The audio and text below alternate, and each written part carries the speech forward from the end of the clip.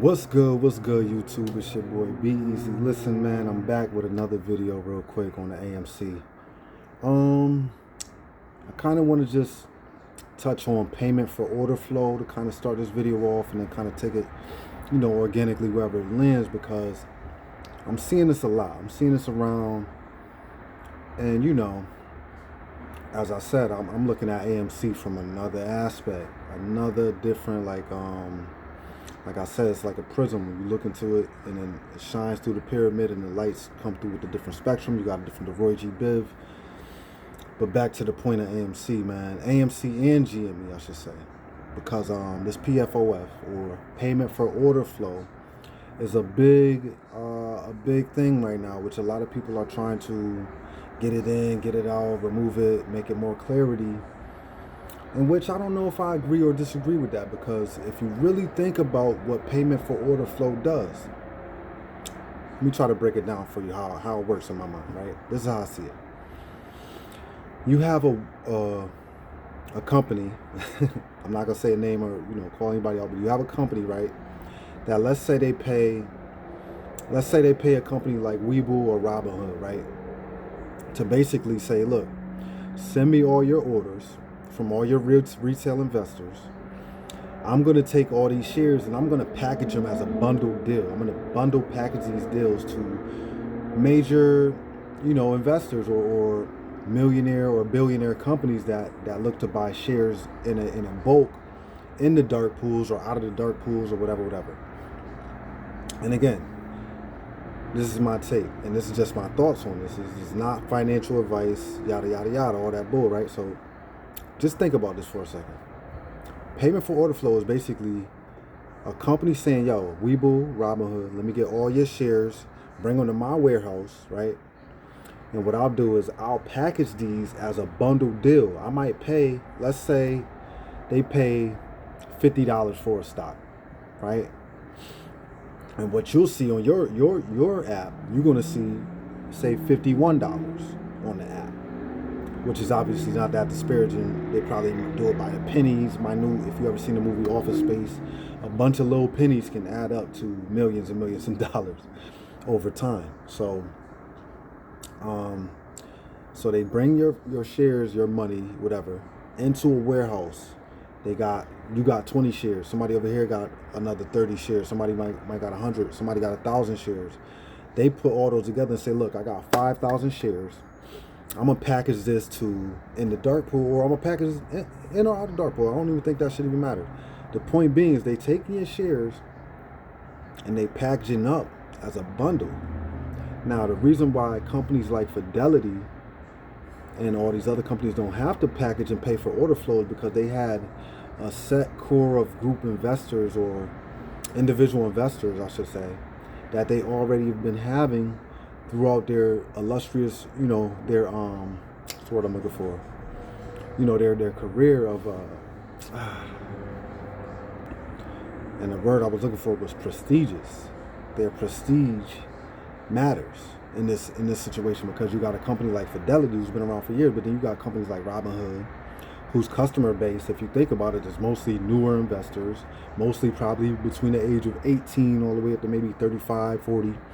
You know what I'm saying? Newer investors. Not brand new or new, but newer. Or not even. Maybe older investors want to start a new brokerage. And they can bundle these deals by paying for the order flow. Now, if you think about it, I think the only thing that really matters or not is by the time these orders hit the NYSE, the NYSE, the New York Stock Exchange, or NASDAQ, or what have you, whatever market or whatever you're investing in, if the orders hit the market from the lit exchanges directly to these other, to the markets and the market makers, if you think about it, right? Fidelity could still be doing the same thing. They just probably not paying for the order flow. And I don't see a lot of people talking about this, because I think part of the game as a market maker, if you giving up all your short positions and you doing all this, like, that kind of takes the fun out of the game, I should say. Because it's like, all I got to do now is look up, okay, I see this major company in the beginning of the month. They just took a major short position over here. So now I'm gonna take a major short position over there. You see what I'm saying? So now we as the retail becomes basically the same as the market makers, or to me, the same as these people who were fighting against and fighting so hard for clarity and transparency. I mean, I don't know. I don't know if that's good or bad, but I will say this. I don't think we should get caught up in the payment for order flow thing. I think we should be getting caught up in, and here's the whole point of this video, making sure best execution is what we're focused on. Because I don't care if you're bundling and packaging my deals. I want to get best execution. You can bundle and package all the hell you want. Because, you know, as long as I'm getting best execution, and maybe we need to go back to the old ways where it was $20 per transaction or $15 per transaction. I would rather that than what they're doing now. Honestly, guys. Because if you think about it, if Robinhood had to gain that advantage, or companies like Webull had to gain that advantage by payment for order flow, you see what I'm saying? That's what they had to do as a newer company to kind of, you know, get their momentum, get investors, get people interested in fractional shares and things of that nature, to make it more accessible to the user or the current investor. And the current investor is between 18 and 30 years old, is not going to be the same investor as someone looking towards an IRA or a traditional IRA or a retirement account or setting up stuff like that through Fidelity, through their job, through 401ks. So I think that's what we have to focus on, ladies and gentlemen. It's not the PFOF. It's not the fact that you know, the market makers, the buy and ask spread and all that things. I think it's more so best execution is what we need to focus on as the retailer investor ourselves. Because if we do get best execution, if they package up the deal, great.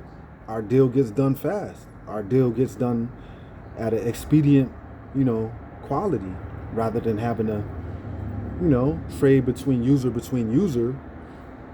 which is, you know, which is great. But, you know, we all want this market to work. We all want it to go where it needs to go. And to me, that's what we have to focus on, ladies and gentlemen. Once again, I'm trying to give you different aspects of the game and look at it from a broader aspect. I don't want to focus on, you know, like I said, charting and fundamentals. I maybe get to that stuff later and stuff like that, because I do have my own price predictions for this week. But I don't want to focus on that right now, because obviously we're stuck. As you can see, this channel we're in right now, it's not much fluctuation.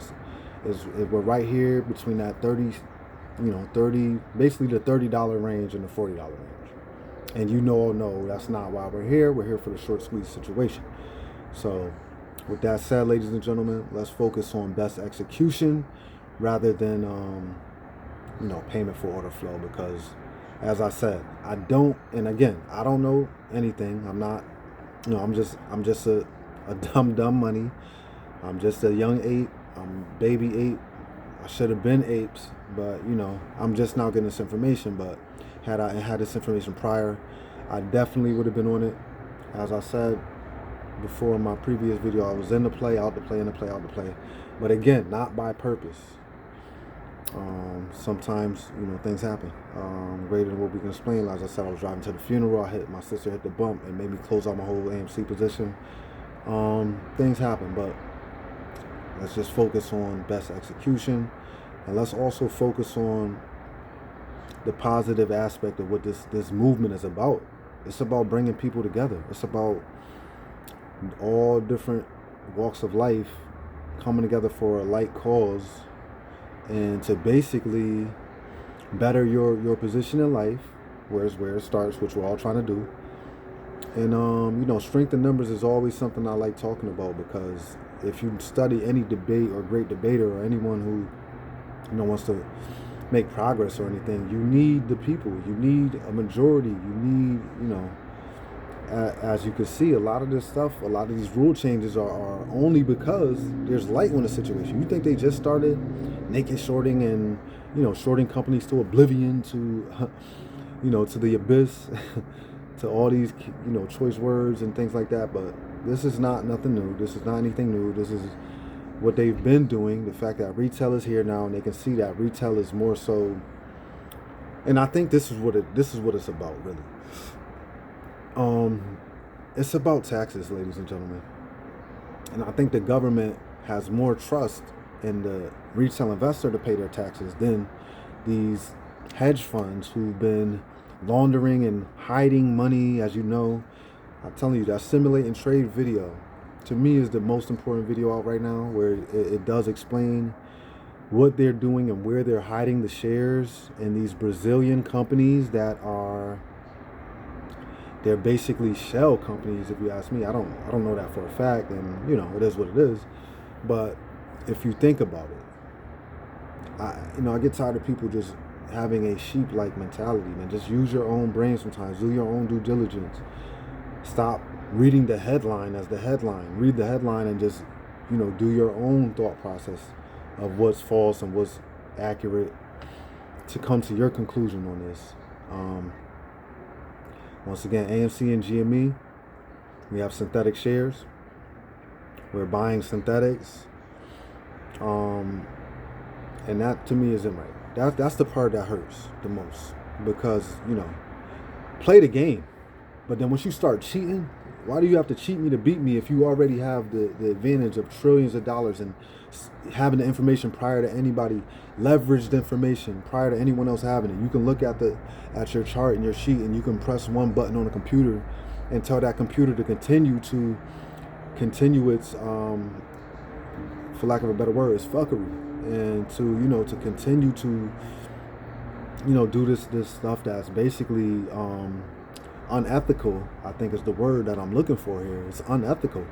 I mean, let's play the game. Let's you can short the company all you want, but look, once you get over 100%, bro, to me that's not how the game was meant to be played. And again, best execution would establish a line in the sand for that.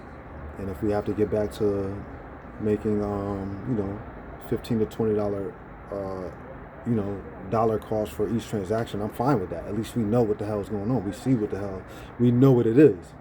Not taking minute fractional shares and breaking it down to pennies times 1,000 shares times 1,000 users and making that into $1 billion. And if you see Robinhood, the only way they make money is by doing what they've been doing. So the fact that their user base, in my opinion, has kind of peaked out. I don't see a jump or a sudden increase, especially with the competition. You got companies like Public, Mumu now. You got all these other companies that don't do PFOF, which is a hot topic right now. But again, guys, let's just focus on the focus, and that to me is best execution. Thanks for listening. It's your boy Be Easy. Listen, this has been a video by AMC and GME. And who knows? See you on the other side.